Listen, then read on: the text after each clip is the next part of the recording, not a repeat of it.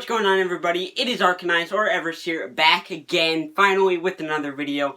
I'm back from a little trip, and we have the monthly recap video once again for July of 2020.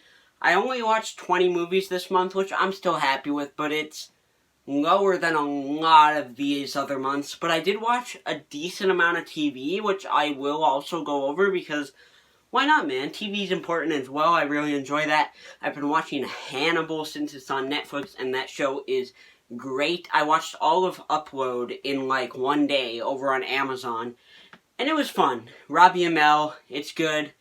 I didn't love it, but it definitely was a nice little watch. I've been watching Band of Brothers, which is a war miniseries, World War II, Steven Spielberg and Tom Hanks kind of produced it all, went over it, and so that's been good as well.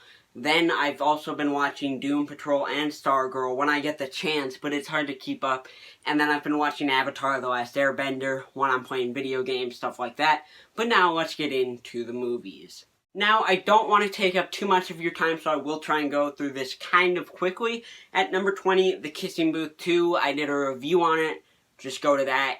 It's terrible. Moving on. Mr. Brooks at number 19, Kevin Costner. Didn't hate it.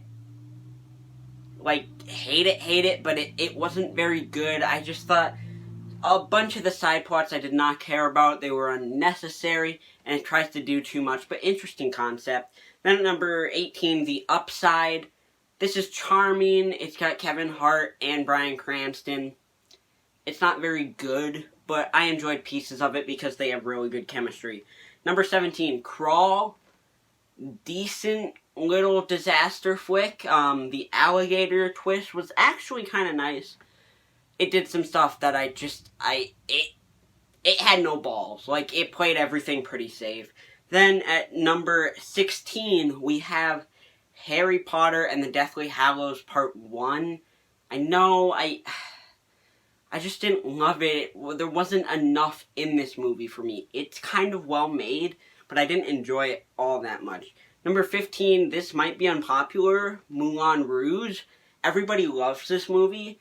I just thought it was alright. Like, it was decent. Ewan McGregor, Nicole Kidman, they're great. And the Your Song scene, perfection. But everything else, it just took me a while to get through this movie because I was uninterested. Number 14, Greyhound.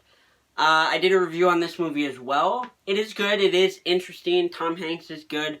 But it just got kind of repetitive, boring to me at times. So it is number 14. Number 13, Harry Potter 6, The Half-Blood Prince. Better than 7, but again, this wasn't one I loved. I gotta admit, I just don't really like magic that much, and so the Harry Potter movies, all in general, haven't been amazing to me. This one has some good stuff, like, spoiler alert, Gandalf's death is actually pretty dang well done. It sets up the final Voldemort showdown in Deathly Hallows, but overall, wasn't a huge fan. Then we have Murderball at number 12. This is a documentary about, like, quadriplegic rugby, and it's just insane. It's got some really weird stuff in it, but the stuff that, you know, I was into, it hit pretty well. Then at number 11, Queen of Katwe. This is just a feel-good, great story movie. It's not the most well-made, but it definitely is a good watch and an important film. Then we have Straight Up. This is a newer Netflix kind of indie film, low budget, interesting LGBT romance story. I thought it did some pretty cool stuff, and I definitely had a good time watching it. Then we have The Old Guard at number 9. Charlize Theron is just one of the best actresses working today. She kills it in The Old Guard. Now, some of the story, it didn't work all that well, but I do think for the majority, the mythology of this world actually hit home really well, and I was proud of it. Then at number 8, I Am Not Your Negro. this was just sad. It's great, but it's so sad. I mean, it's on Netflix. Please educate yourself, watch it, check it out. Then at number 7 we have Seven, the serial killer movie with Brad Pitt and Morgan Freeman. The first, hour and a half, really, are just very solid, well made, but that last half hour is absolutely incredible. Then at number 6, we have Palm Springs, another new movie. Groundhog's Day, but actually good. It did some really interesting stuff with it, and exploring the idea of, what does being stuck in a loop do to the mind? And I just thought that was really cool and interesting. Number 5, The Imitation Game.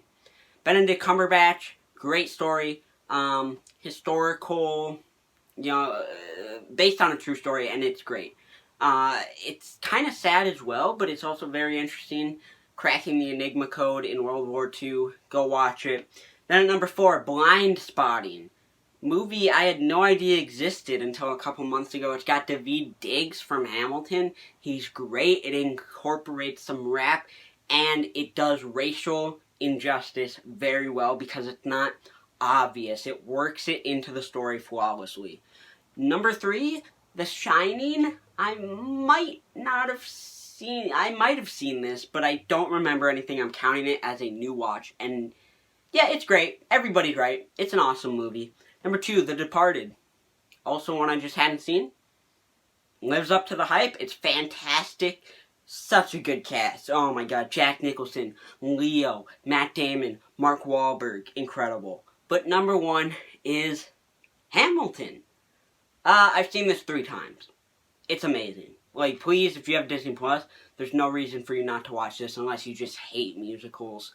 It's everything everyone talked about. It's amazing. Please, I can't say anything else, dude. I've talked about it on the channel already. I love it so much. Hamilton is my favorite new watch of this month. Hope you all did enjoy this video. Please subscribe if you're new. I talk about movies, do skits, TV shows, all that great stuff. I'm trying to get to 900 subscribers by the end of the year. I think we can do it. I'll see you in the next video. Peace out.